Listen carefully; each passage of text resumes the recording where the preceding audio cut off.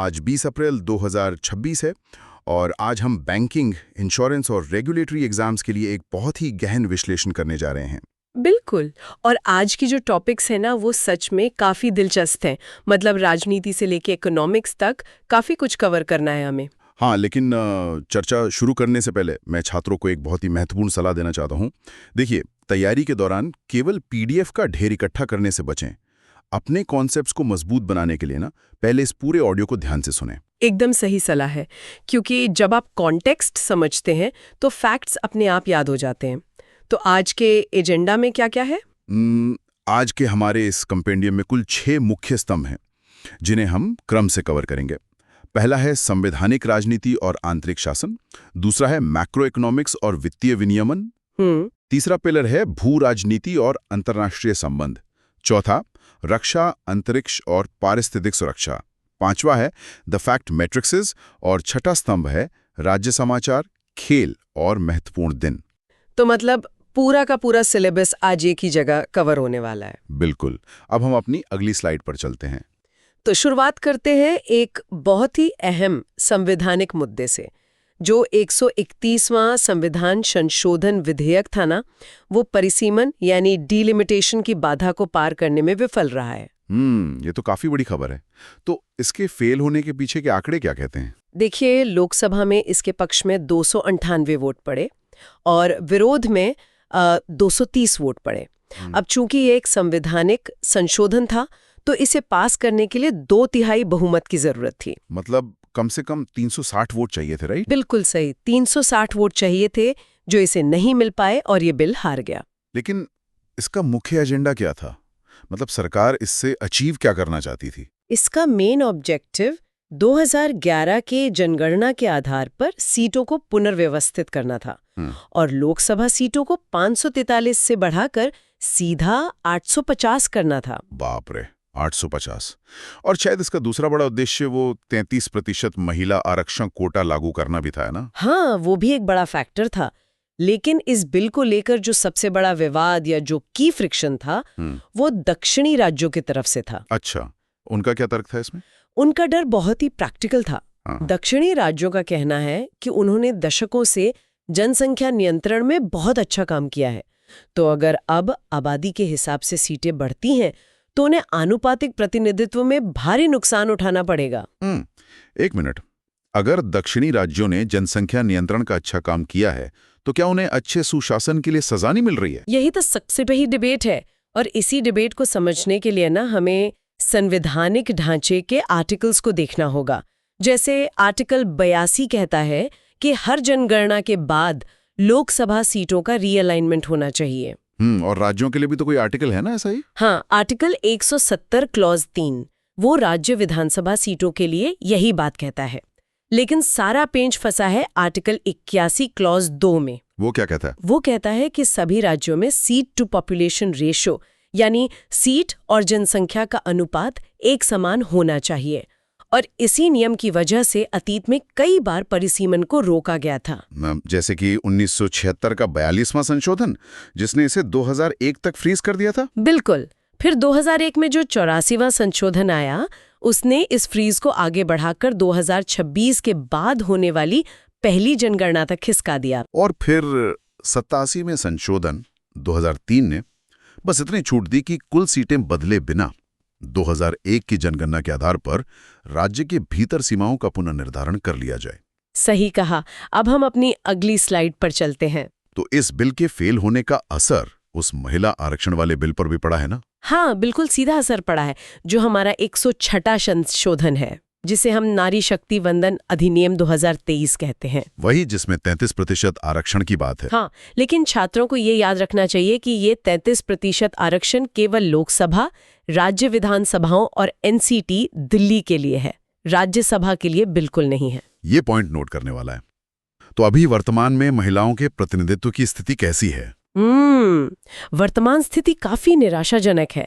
लोकसभा में अभी लगभग 13.6% महिलाएं हैं, मतलब 543 में से सिर्फ 74। और राज्य विधानसभाओं में तो ये आंकड़ा औसतन 9% ही है। जबकि अगर हम तुलना करें तो 73वें संशोधन के बाद पंचायती राज संस्थाओं में तो महिलाओं की भागीदारी 46% से भी अधिक हो गई है। बिल्कुल। और इस नए बिल में एक और बात है, इसमें केवल SC/ST महिलाओं के लिए सब कोटा रखा गया है। लेकिन ये महिला आरक्षण लागू क्यों नहीं हो पा रहा? प्रॉब्लम कहाँ है? प्रॉब्लम है इसके कंडीशनैलिटी ट्रैप में। यह कानून कानूनी रूप से एक नई जनगणना और उसके बाद होने वाले परिसीमन पर निर्भर करता है, और जब तक परिसीमन नहीं होता ये लागू नहीं हो सकता। ये तो ऐसा हो गया कि आपने किसी को बहुत कीमती तोहफा दिया, लेकिन उसे एक ऐसी तिजोरी में बंद कर दिया जिसकी चाबी अभी तक बनी ही नहीं है। क्या बात है, बहुत ही सटीक एनालॉजी दी आपने। और इसी वजह से नागरिक समाज यानी लगभग 800 से ज्यादा NGO भारी मांग कर रहे हैं। उनकी मुख्य मांगे क्या है? उनकी 3 बड़ी मांगे हैं। पहली, 2029 के आम चुनावों के लिए इस परिसीमन वाली शर्त को हटा दिया जाए। दूसरी, 1996 की गीता मुखर्जी समिति की सिफारिशों के अनुसार इसमें OBC सब कोटा लागू किया जाए। और तीसरी मांग है कि इसे CEDAW यानी CEDAW जो 1979 का है और सस्टेनेबल डेवलपमेंट गोल 5 जैसे वैश्विक मानकों के साथ तालमेल में लाया जाए। तो ये तो रही संवैधानिक और राजनीतिक बात। अब हम अपनी अगली स्लाइड पर चलते हैं। यहाँ हम बात करेंगे आंतरिक सुरक्षा और न्यायिक हस्तक्षेप की, जो सुप्रीम कोर्ट की हालिया टिप्पणियां हैं और शासन से जुड़े मुद्दे हैं। सबसे पहले बात मणिपुर हिंसा की। मणिपुर का पहाड़ी क्षेत्र तो आर्टिकल 371C और अफ्स्पा के तहत आता है ना? बिल्कुल, 1958 का अफ्स्पा वहां लागू है, लेकिन वहां जो उग्रवादी गुटों के साथ सस्पेंशन ऑफ ऑपरेशंस या SU त्रिपक्षीय समझौते हुए थे, वो इस वक्त भारी दबाव में है। तो इसमें सुप्रीम कोर्ट ने क्या एक्शन लिया है? आर्थिक राहत के लिए वहां PM डिवाइन फंड आवंटित किए गए हैं। सुप्रीम कोर्ट के पास एक और बहुत बड़ा और संवेदनशील मामला है, सबरीमाला मंदिर का। हाँ, और वहां कोर्ट ने एक बहुत ही गहरा सवाल उठाया है। कोर्ट ने पूछा है कि क्या जजों को अपनी व्यक्तिगत धार्मिक मान्यताओं के ऊपर एक संवैधानिक अंतरात्मा को प्राथमिकता देनी चाहिए। मतलब ये वही मुद्दा है ना, जो उपजाऊ महिलाओं यानी फर्टाइल वुमेन के प्रवेश बनाम देवता की पहचान के अधिकार के बीच का टकराव है। बिल्कुल। लेकिन मेरा एक सवाल है, सुप्रीम कोर्ट आस्था और संविधान के बीच संतुलन कैसे बनाता है बिना ये लगे कि वो अपनी सीमा से बाहर जा रहा है? देखिए, ये एक बहुत ही डेलिकेट बैलेंस है। कोर्ट अक्सर आवश्यक धार्मिक प्रथा परीक्षण का उपयोग करता है। मतलब वो ये तय करने की कोशिश करते हैं कि क्या किसी प्रथा के बिना उस धर्म का मूल स्वरूप ही बदल जाएगा। ये पूरा मामला अनुच्छेद 14 की समानता और अनुच्छेद 25 की धार्मिक स्वतंत्रता के बीच तालमेल बिठाने का है। समझ गया। और क्षेत्रीय शासन में भी काफी हलचल है। जैसे तेलंगाना के CM रेवंत रेड्डी ने हाल ही में लंबित MLC नामांकनों को पास कराने के लिए राज्यपाल से मुलाकात की है। हाँ, और उधर केंद्र सरकार इमिग्रेशन यानी आप्रवास को लेकर एक नई डिपोटेशन नीति पर विचार कर रही है। इसके लिए अब सीधा जिला स्तर पर टास्क फोर्स बनाए जाएंगे। और इंडस्ट्रियल सेक्टर में देखें तो नोएडा में नए लेबर कोड्स के लागू होने के बाद कॉन्ट्रैक्ट लेबर के शोषण को लेकर काफी विरोध प्रदर्शन बढ़ रहे हैं। बिल्कुल, प्रशासन हर स्तर पर नई चुनौतियों का सामना कर रहा है। चलिए अब हम अपनी अगली स्लाइड पर चलते हैं। तो ये स्लाइड भारत की AI रणनीति और शिक्षा नीतियों पर है। इलेक्ट्रॉनिक्स और IT मंत्रालय यानी MeitY ने एक नया ग्रुप स्थापित किया है, AIGEG यानी artificial intelligence governance and economic group. इसका मुख्य उद्देश्य सार्वजनिक नीति और सरकारी योजनाओं में AI को इंटीग्रेट करना है। और इसकी संरचना भी काफी हाई प्रोफाइल है। इस 10 सदस्यीय ग्रुप के अध्यक्ष खुद केंद्रीय मंत्री अश्विनी वैष्णव हैं, उपाध्यक्ष MeitY के राज्य मंत्री जितेंद्र प्रसाद हैं और संयोजक MeitY के सचिव S कृष्णन हैं। और AI का ये प्रभाव सिर्फ प्रशासन तक सीमित नहीं है, शिक्षा में भी आ रहा है। AICTE ने तकनीकी शिक्षा में भारतीय भाषाओं को बढ़ावा देने के लिए वाणी स्कीम का 3रा संस्करण लॉन्च कर दिया है। वाणी स्कीम, छात्रों को ये नाम जरूर याद रखना चाहिए। और इसके साथ ही CBSE ने भी भाषा को लेकर एक बड़ा नियम बदला है ना? हाँ, CBSE ने अपनी 3री भाषा के नियम में बड़ा बदलाव किया है। उन्होंने फ्रेंच और जर्मन जैसी विदेशी भाषाओं को हटाकर उनकी जगह संस्कृत और क्षेत्रीय भाषाओं को अनिवार्य बना दिया है। ये तो एक बड़ा सांस्कृतिक शिफ्ट है। अच्छा, और साइबर सुरक्षा को लेकर जो ग्लोबल टेक रिपोर्ट आई है वो क्या कहती है? वो रिपोर्ट काफी चौंकाने वाली है।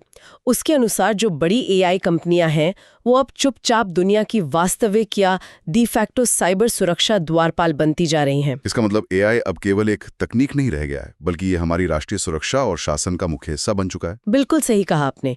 जो डेटा को कंट्रोल करेगा वही फ्यूचर डिसाइड करेगा। अब हम अपनी अगली स्लाइड पर चलते हैं। तो अब बात करते हैं मैक्रो इकोनॉमिक्स की। जीडीपी अनुमानों के मामले में तो काफी पॉजिटिव न्यूज है। हाँ, वित्तीय वर्ष 2026-27 के लिए एशियन डेवलपमेंट बैंक ने भारत की जीडीपी का अनुमान 6.5% से बढ़ाकर 6.9% कर दिया है।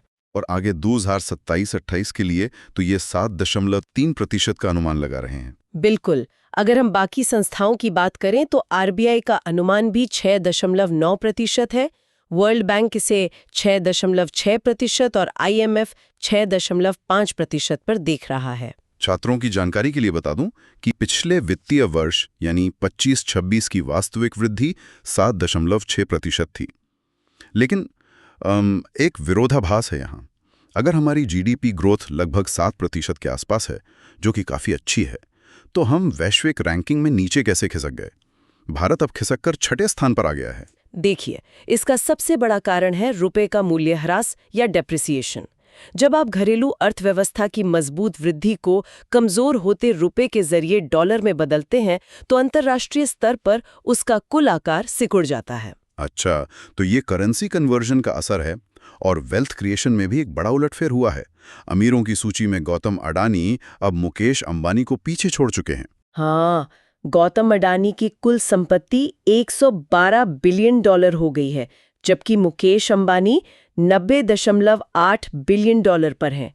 अडानी की इस ग्रोथ के पीछे रक्षा और बंदरगाहों में उनका भारी निवेश है। और ग्लोबल रैंकिंग में अडानी अभी 19वें नंबर पर हैं, जबकि एलन मस्क नंबर 1 पर बरकरार हैं। लेकिन रुपए की गिरावट से एक ढांचागत जोखिम भी तो पैदा हो रहा है ना? बिल्कुल। रुपए की डेप्रिसिएशन और अंतर्राष्ट्रीय स्तर पर तेल की कीमतों में उतार चढ़ाव के कारण हमें स्टैगफ्लेशन और आयातित मुद्रास्फीति यानी इंपोर्टेड इन्फ्लेशन का बड़ा खतरा है। और लेबर फोर्स के मोर्चे पर क्या स्थिति है? वहाँ एक मिक्स्ड पिक्चर है। महिलाओं की समग्र आर्थिक भागीदारी तो बढ़ रही है, लेकिन अगर हम कॉरपोरेट के शीर्ष कार्यकारी स्तरों को देखें तो वहाँ उनकी उपस्थिति आज भी बहुत कम है। अब हम अपनी अगली स्लाइड पर चलते हैं। तो ये स्लाइड भारत और चीन के व्यापारिक संबंधों पर है और वित्तीय वर्ष 2025-26 के जो ट्रेड डायनामिक्स हैं वो काफी चौंकाने वाले हैं। चीन ने अमेरिका के 4 साल के रिकॉर्ड को तोड़ दिया है ना? हाँ, चीन वापस से भारत का शीर्ष व्यापारिक भागीदार बन गया है। दोनों देशों के बीच कुल व्यापार 151.1 बिलियन डॉलर का रहा। लेकिन इसमें आयात और निर्यात का क्या अनुपात है? देखिए, चीन से हमारा आयात 16% बढ़कर 131.63 बिलियन डॉलर हो गया है और ये मुख्य रूप से भारी डंपिंग के कारण हुआ है। अब निर्यात?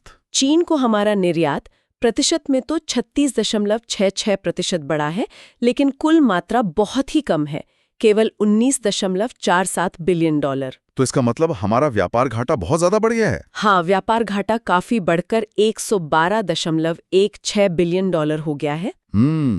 लेकिन हम तो मेक इन इंडिया की इतनी बात करते हैं ना, आंकड़ों के हिसाब से तो चीन पर हमारी निर्भरता और बढ़ रही है। यही तो सबसे बड़ी चिंता का विषय है। और सिर्फ मैन्युफैक्चरिंग नहीं, हमारे कृषि क्षेत्र में भी आयातित नीतियों और लॉजिस्टिक्स का बड़ा असर पड़ता है। जैसे आलू किसानों का मुद्दा। बिल्कुल। आलू किसान इस वक्त भारी संकट में हैं क्योंकि उन्हें जो खरीद मूल्य मिल रहा है वो उनकी लागत का केवल आधा है।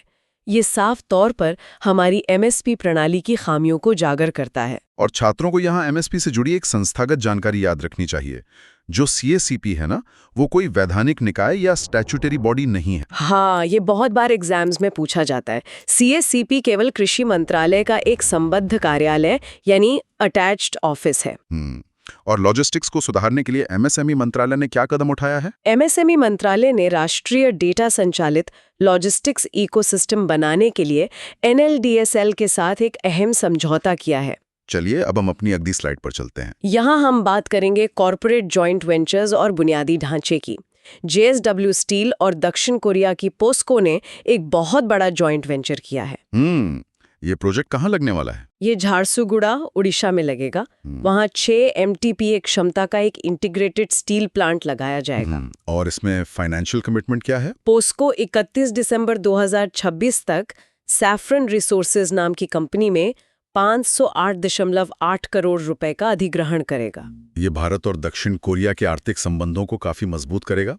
और अगर हम ग्रामीण बुनियादी ढांचे की बात करें तो PMGSY में भी एक बड़ा अपडेट है। हाँ, कैबिनेट ने प्रधानमंत्री ग्राम सड़क योजना को 2028 तक के लिए बढ़ा दिया है और इसके लिए 83,977 करोड़ रुपए का भारी भरकम आवंटन किया गया है। और इसे कौन प्रशासित करेगा? ये योजना सड़क परिवहन और राजमार्ग मंत्रालय और पंचायती राज मंत्रालय द्वारा संयुक्त रूप से प्रशासित की जाएगी और इसकी अगली समीक्षा 2029 में होनी है। इंफ्रास्ट्रक्चर के लिए एक और बड़ा लोन वर्ल्ड बैंक से मिला है, राजस्थान हाईवे आधुनिकीकरण के लिए। बिल्कुल, 800 किलोमीटर लंबे इस प्रोजेक्ट के लिए वर्ल्ड बैंक ने $225 मिलियन का लोन स्वीकृत किया है।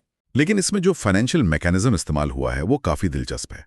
इसमें स्टेप अप मैच्योरिटी लोन यानी SUL का उपयोग किया गया है। हाँ, ये इसलिए किया जाता है ताकि प्रोजेक्ट के जो शुरुआती जोखिम भरे चरण हैं उनके दौरान सरकार पर राजकोषीय दबाव कम किया जा सके। मतलब SUL बिल्कुल उस EMI की तरह है जो आपकी नौकरी लगने पर छोटी होती है और जैसे जैसे आपका अनुभव और सैलरी बढ़ती है EMI भी धीरे धीरे बढ़ती जाती है। एकदम परफेक्ट एनालॉजी है ये समझने के लिए। चलिए अब हम अपनी अगली स्लाइड पर चलते हैं। तो अब आते हैं बैंकिंग और रेगुलेशन के हिस्से पर। DGFT यानी विदेश व्यापार महानिदेशालय ने आयात प्राधिकरण को लेकर नए नियम जारी किए हैं। हाँ, DGFT ने हैंडबुक ऑफ प्रोसीजर्स 2023 के तहत सोने और चांदी के आयात की अनुमति दे दी है और इसकी वैधता 1 अप्रैल 2026 से 31 मार्च 2029 तक रहेगी। लेकिन क्या सभी बैंक की आयात कर सकते हैं? नहीं, बिल्कुल नहीं। केवल 17 बैंकों को ही इसके लिए अधिकृत किया गया है। अच्छा, उनमें से किन बैंकों को दोनों चीजें मंगाने की इजाजत है? इनमें से 15 बैंक्स ऐसे हैं जो सोना और चांदी दोनों मंगा सकते हैं, जैसे कि SBI, HDFC, ICICI, axis bank, PNB, Kotak, yes bank वगैरह। और बाकी के 2 बैंक? वो केवल आयात के लिए है, मतलब इम्पोर्ट ओनली। और वो 2 बैंक हैं यूनियन बैंक ऑफ इंडिया और रूस का SBER बैंक। लेकिन सोने के आयात के लिए केवल 17 बैंकों पर इतना सख्त नियंत्रण क्यों रखा गया है? देखिए, इसका सीधा सा कारण है हमारा चालू खाता घाटा यानी करंट अकाउंट डेफिसिट। अगर सोने का आयात अनियंत्रित हो गया तो हमारा घाटा बढ़ जाएगा और रुपये पर और दबाव पड़ेगा। इसीलिए इसे रेगुलेट करना बहुत जरूरी है। समझ गया। और वित्तीय सुरक्षा को लेकर जो FIUIND का समझौता हुआ है वो क्या है? वित्तीय खुफिया इकाई यानी FIUIND ने मनी लॉन्ड्रिंग, साइबर धोखाधड़ी और टेरर फाइनेंसिंग को रोकने के लिए सेबी और PFRDA के साथ एक MOU साइन किया है। और ये किस कानून के तहत किया गया है? ये PMLA 2002 और PML रूल्स 2005 के वैधानिक ढांचे के तहत किया गया है। और RBI ने भी नोट और सिक्के बदलने की सुविधा को रेगुलेट करने के लिए नए मास्टर डायरेक्शन जारी किए हैं। बिल्कुल, और छात्रों को ये पता होना चाहिए कि इस नियमन की जड़ें काफी पुरानी है। ये 1969 के बैंक राष्ट्रीयकरण से जुड़ी हुई हैं। अब हम अपनी अगली स्लाइड पर चलते हैं। यहाँ हम रिटेल बैंकिंग और को ब्रांडेड क्रेडिट कार्ड्स की जो नई लहर आई है उस पर चर्चा करेंगे। इसमें सबसे पहला नाम तो चेक और AU स्मॉल फाइनेंस बैंक का है। उन्होंने भारत का पहला LED powered credit card launch किया है। हाँ, और इसकी खासियत ये है कि इसमें कोई बैटरी नहीं होती। जब आप इसे किसी NFC POS टर्मिनल पर टैप करते हैं तो ये लाइट अप होता है। और ये वीजा और रुपए दोनों नेटवर्क पर उपलब्ध है। इसकी वार्षिक फीस 499 रुपए है। इसमें 12% तक रिवॉर्ड्स मिलते हैं और 695 रुपए का इजी डाइनर सब्सक्रिप्शन भी साथ मिलता है। काफी आकर्षक है। इसके अलावा वीजा और HDFC बैंक ने भी एक नया कार्ड निकाला है, FIFA world cup 26 pixel credit card. हाँ, ये एक लिमिटेड एडिशन कार्ड है और इसका कैंपेन का नाम है स्पेंड एंड विन। बिल्कुल, इसे मुंबई में मशहूर इंग्लिश फुटबॉलर माइकल ओवन ने लॉन्च किया था और इसे सिर्फ HDFC के पेज़ैप के जरिए अप्लाई किया जा सकता है। और इस को ब्रांडेड स्पेस में फोन पे और SBI कार्ड ने भी हाथ मिलाया है। उन्होंने एक नया क्रेडिट कार्ड उतारा है जिसमें 0 ज्वाइनिंग फीस है और पहले साल की फीस भी माफ है। और ये भी रुपे और वीजा दोनों नेटवर्क्स पर उपलब्ध है। अगर हम थोड़ा पीछे मुड़कर देखें तो फोन पे ने ही पहले RuPay on the go NCMMC card launch किया था। और HDFC ने भी तो स्विगी के साथ मिलकर स्विगी ब्लैक और स्विगी ऑरेंज कार्ड लॉन्च किए थे। बिल्कुल, तो ये सारे कार्ड्स दिखा रहे हैं कि बैंकिंग अब कितनी पर्सनलाइज्ड हो गई है। हाँ, डिप्लोमेटिक माइलस्टोन्स तो शुरुआत बर्लिन जर्मनी से करते हैं। राइट। वहां भारत और जर्मनी के बीच फॉरेन ऑफिस कंसल्टेशन यानी FOC हुआ है, और ये काफी खास है क्योंकि दोनों देशों के कूटनीतिक संबंधों के 75 साल पूरे हुए हैं। और रणनीतिक साझेदारी के 25 साल। एग्जैक्टली। इस मौके पर एक जॉइंट लोगो और कमोमेरेटिव कॉइन यानी स्मारक सिक्का लॉन्च हुआ, और मजे की बात यह है कि ये एक माईगव प्रतियोगिता के जरिए चुना गया था। भारत की तरफ से विदेश सचिव विक्रम मिश्री वहां गए थे। ये पब्लिक इन्वॉल्वमेंट का एक अच्छा उदाहरण है। और वहीं अगर हम यूरोप में ही बुडापेस्ट, हंगरी की तरफ देखें, हाँ, तो वहां एक बहुत बड़ा राजनीतिक बदलाव आया है। लंबे समय से नेता रहे विक्टर ऑर्बन चुनाव हार गए हैं। अच्छा, ये तो वैश्विक राजनीति के लिए एक बड़ा शिफ्ट है। बिल्कुल है। और शिफ्ट की बात करें तो हमारे पड़ोस में ढाका बांग्लादेश में दिनेश त्रिवेदी को नया भारतीय दूत नियुक्त किया गया है। वेट, दिनेश त्रिवेदी मतलब एक पॉलिटिकल अपॉइंटी? हाँ, और यही इस नियुक्ति का सबसे अहम पहलू है। इस मिशन का नेतृत्व करने वाले वो पहले राजनैतिक नियुक्त व्यक्ति हैं। तो आमतौर पे जो पारंपरिक कूटनीति होती है जहाँ IFS अधिकारी जाते हैं, भारत अब सीधा राजनीतिक संवाद स्थापित करना चाहता है। देखिए, ये बहुत अहम है क्योंकि बांग्लादेश अभी ऊर्जा संकट के बीच है और वहां तारिक रहमान के नेतृत्व वाली नई BNP सरकार के साथ बातचीत के लिए सीधा राजनीतिक अनुभव काफी कारगर हो सकता है। Make sense. हम सिर्फ जानकारी रिपोर्ट कर रहे हैं, पर यह कदम कूटनीतिक नजरिए से बहुत दिलचस्प है। और पड़ोस की बात हो रही है तो कोलंबो श्रीलंका भी चलते हैं। हाँ, उपराष्ट्रपति राधाकृष्णन ने राष्ट्रपति दिसानायके से मुलाकात की है। और फोकस क्या था? त्रिंकोमाली एनर्जी हब, इस पर सहयोग को और मजबूत किया जा रहा है। राइट। चलिए, let's move to next slide. अब आते हैं फ्लैश पॉइंट्स पर। Middle East standoff, America, Iran और इजराइल के बीच तनाव जो कि लगातार बढ़ रहा है। हाँ, और इसमें पाकिस्तान एक बहुत ही नाजुक सीज फायर की मध्यस्थता कर रहा है। अमेरिका की एक टीम दूसरे दौर की वार्ता के लिए इस्लामाबाद जा रही है। लेकिन अमेरिका ईरान पर भारी आर्थिक दबाव भी डाल रहा है, जिसे इकोनॉमिक वॉर कहा जा रहा है। और इसका असर स्ट्रेट ऑफ हॉर्मुज पर सीधा पड़ रहा है। ये वही चोक पॉइंट है ना जो फारस की खाड़ी को ओमान की खाड़ी से जोड़ता है। एग्जैक्टली। फारस की खाड़ी यानी पर्शियन गल्फ। और क्योंकि यहाँ से बहुत ज्यादा तेल व्यापार होता है, UK के कीर स्टारमर और फ्रांस के एमैनुअल मैक्रोन ने एक ग्लोबल मैरिटाइम सिक्योरिटी इनिशिएटिव का प्रस्ताव दिया है। अच्छा, जिसमें 40 देशों की बैठक हो रही है ताकि ईरानी नाकाबंदी से बचा जा सके। मतलब पूरी दुनिया की नजरें वहीं हैं, और इजराइल ने भी अपनी येलो लाइन स्ट्रैटेजी लागू कर दी है। हाँ, ये काफी चर्चा में है। अगर इसे आसान भाषा में समझें तो ये एक फिजिकल फायरवॉल या एक लक्ष्मण रेखा जैसी एनालॉजी है।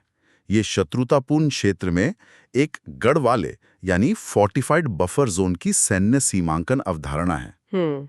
इसे पीले कंक्रीट बोराड्स द्वारा मार्क किया जाता है, और ये एक फ्री फायर जोन है।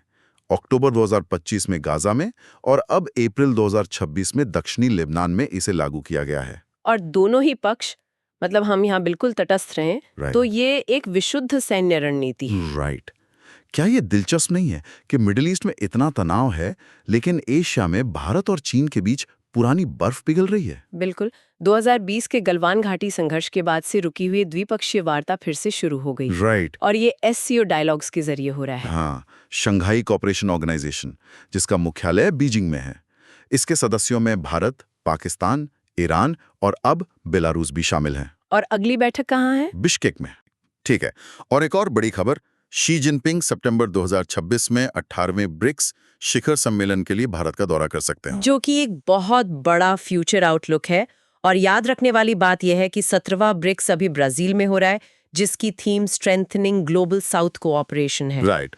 चलिए, let's move to our next slide, slide 3, रणनीतिक अपग्रेड्स और स्पेस एक्सप्लोरेशन। तो डिफेंस की बात करें, नई दिल्ली में पहला उच्च स्तरीय CAPF लीडरशिप सम्मेलन हुआ है, जो कि गृह मंत्रालय यानी MHA के तहत हुआ। हाँ, और पहला नौसेना कमांडर सम्मेलन भी संपन्न हुआ है। और इन सब में एनर्जी शिफ्ट की बहुत चर्चा है। अक्सर हम सोचते हैं कि सेना सिर्फ हथियारों पर फोकस करती है, राइट। लेकिन पश्चिम एशिया के तेल संकट के कारण, जो हमने अभी डिस्कस किया, सशस्त्र बल अब ईंधन निर्भरता कम करने के लिए बायोगैस और सौर ऊर्जा तलाश रहे हैं। ये कैसे सीधे हमारी सेना की ऊर्जा नीति को बदल रहा है, ये बहुत बड़ी बात है। एग्जैक्टली इसे कहते हैं डॉट्स कनेक्ट करना। इसके अलावा जॉइंट एक्सरसाइज की बात करें तो भारत और सिंगापुर के बीच सिम्बेक्स 2025 वार्षिक नौसैनिक अभ्यास आयोजित हुआ है। और एक स्टैटिक फैक्ट भी है यहाँ, वोंगसोंग मिसाइल प्रणाली, ये उत्तर कोरिया की है। राइट। अब थोड़ा स्पेस और बायोटेक की तरफ चलते हैं। अमेरिका ने अपना यूएस स्पेस न्यूक्लियर प्लान अनावरण किया है। न्यूक्लियर प्लान स्पेस में? हाँ, उनका लक्ष्य 2030 तक चंद्रमा पर एक कार्यात्मक परमाणु रिएक्टर बनाना है। अरे वाह, 2030 तक। और मार्स मिशन के बारे में नासा ने क्या कहा है? नासा की घोषणा है कि स्पेसएक्स 2028 में रोजलिन फ्रैंकलिन रोवर को मंगल ग्रह पर लॉन्च करेगा। 2028 रोजलिन फ्रैंकलिन रोवर, नोट कर लीजिए सब। और बायोटेक में हर्बालाइफ इंडिया और आईआईटी मद्रास ने प्लांट सेल फर्मेंटेशन पर भारत का पहला सेंटर ऑफ एक्सीलेंस स्थापित करने के लिए एमओयू साइन किया है। प्लांट सेल फर्मेंटेशन, ये भी एक इमर्जिंग फील्ड है। Let's move to a next slide. Slide 4, environmental warnings और कंजर्वेशन।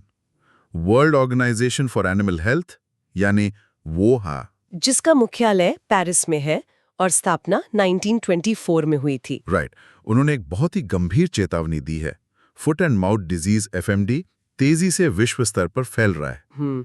और ये पिकॉर्नोवायरिडे वायरस के कारण होता है।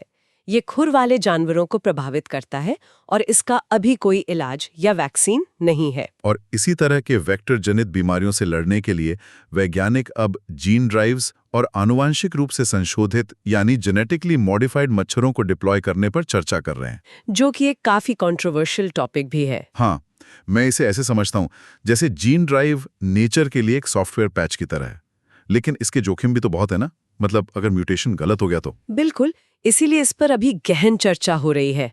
अब डिजास्टर गवर्नेंस पर आते हैं। विरुधुनगर पटाखा त्रासदी के बाद आपदा प्रशासन की व्यापक समीक्षा शुरू हो गई है। और इसकी निगरानी कौन कर रहा है? पीएसओ। हाँ, पेट्रोलियम और एक्सप्लोसिव सेफ्टी ऑर्गेनाइजेशन, जिसका मुख्यालय नागपुर में है। नागपुर, ठीक है। और सुप्रीम कोर्ट ने चंबल अभ्यारण्य में अवैध खनन को लेकर 3 राज्यों को चेतावनी दी है, राजस्थान, एमपी और यूपी। और कंजर्वेशन में एक अच्छी खबर भी है। केरल के एक वनस्पति शास्त्री यानी बॉटनिस्ट ने प्लांट ट्रैकिंग ऐप विकसित करने के लिए प्रमुख WWF पुरस्कार जीता है। और एक ऑपरेशन भी तो है, ऑपरेशन नुमखोर। ऑपरेशन नुमखोर, जी। इसके तहत संयुक्त प्रवर्तन के लिए भूटान सीमा शुल्क की टीम मुन्नार पहुंची है, cross border coordination. Right. Let's move to our next slide, slide 5, state initiatives. यहाँ से सवाल बहुत बनते हैं, तो हम सबसे पहले गुजरात चलते हैं। हाँ, अहमदाबाद का कांकरिया कोचिंग डिपो भारत का पहला जल तटस्थ यानी वाटर न्यूट्रल रेलवे डिपो बन गया है। वाटर न्यूट्रल मतलब ये लोग 1.6 लाख लीटर पानी हर दिन रिसाइकिल कर रहे हैं। ये बहुत बड़ी केस स्टडी है। पूरे देश के रेलवे डिपोज इस मॉडल को अपना सकते हैं। और गुजरात स्टेट रोड ट्रांसपोर्ट ने सीधे यात्री फीडबैक के लिए QR कोड सिस्टम भी लॉन्च किया है। बिल्कुल। अब पंजाब की बात करते हैं। वहाँ गैंगस्टर नेटवर्क को खत्म करने के लिए ऑपरेशन प्रहार लॉन्च हुआ है। ऑपरेशन प्रहार। लुधियाना में पहला डॉग सेंचुरी खुला है और मुख्यमंत्री सेहत योजना शुरू की गई है। और बैंकिंग एस्पिरेंट्स के लिए एक अहम खबर, पंजाब एंड सिंध बैंक को गिफ्ट सिटी में शाखा खोलने की मंजूरी मिल गई है। ये बहुत इंपॉर्टेंट फैक्ट है। मेघालय में खासी और गारो को आधिकारिक राज्य भाषाओं के रूप में मंजूरी मिल गई है। और मणिपुर में 227 हेक्टेयर में खरुंग पाट पक्षी अभयारण्य विकसित किया जा रहा है। खरुंग पाट पक्षी अभयारण्य 227 हेक्टेयर। और उत्तराखंड में जो CDS जनरल अनिल चौहान हैं, उन्होंने 5 दिवसीय सूर्य देवो भूमि चैलेंज 2.0 को हरी झंडी दिखाई है।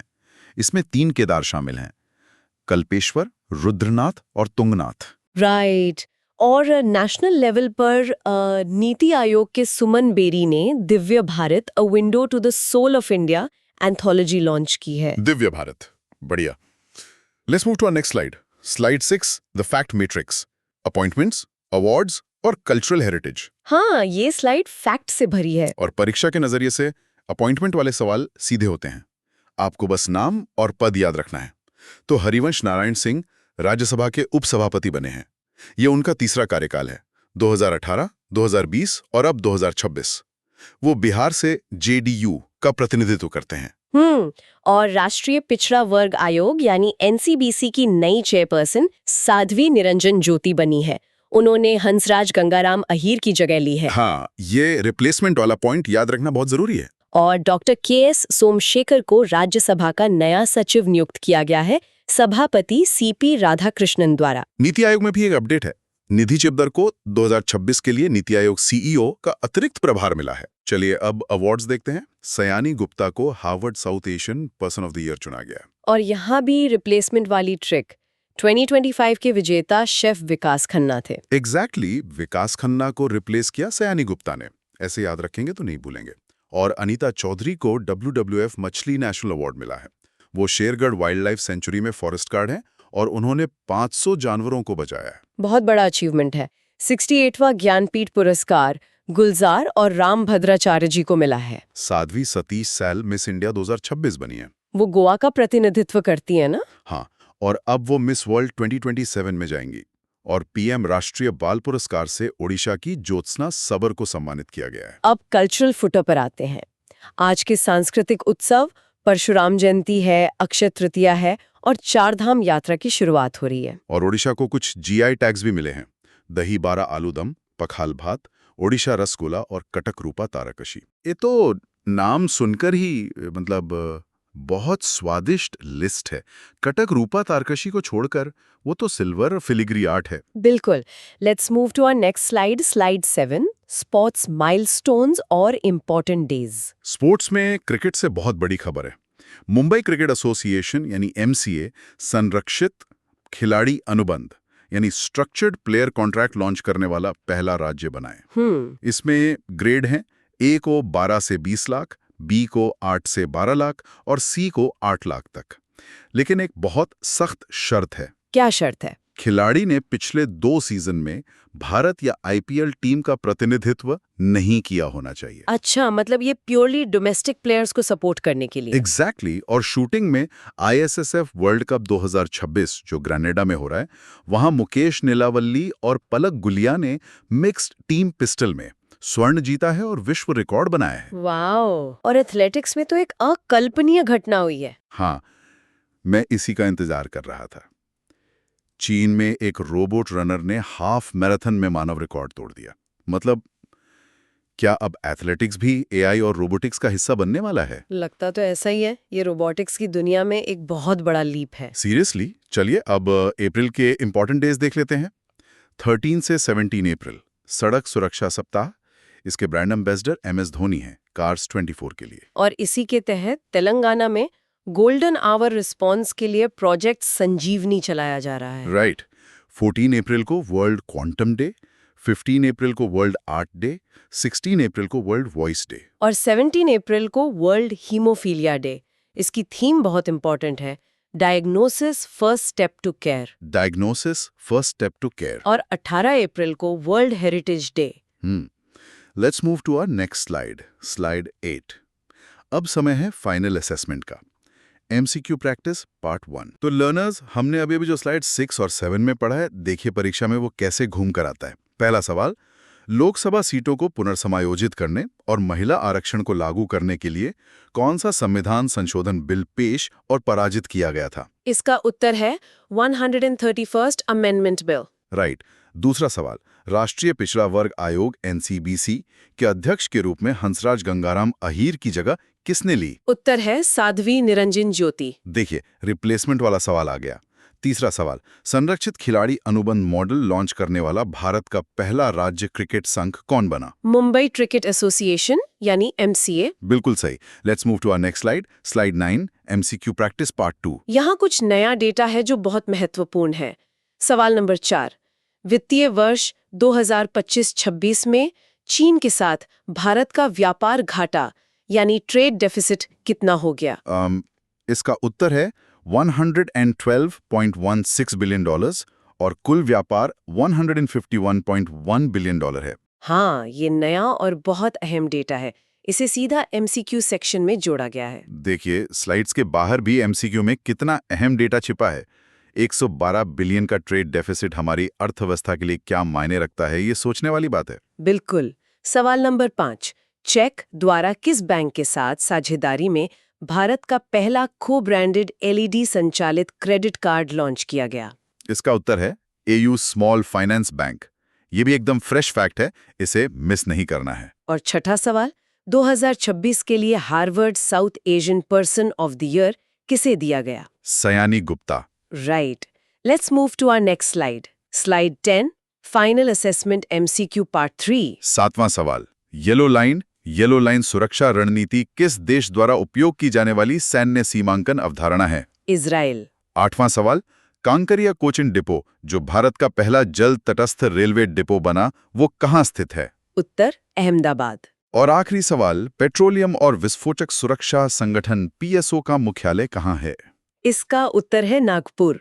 अब देखिए, ये पीएसओ का मुख्यालय नागपुर, ये विरुद्धनगर पटाखा त्रासदी वाली न्यूज से जुड़ा है।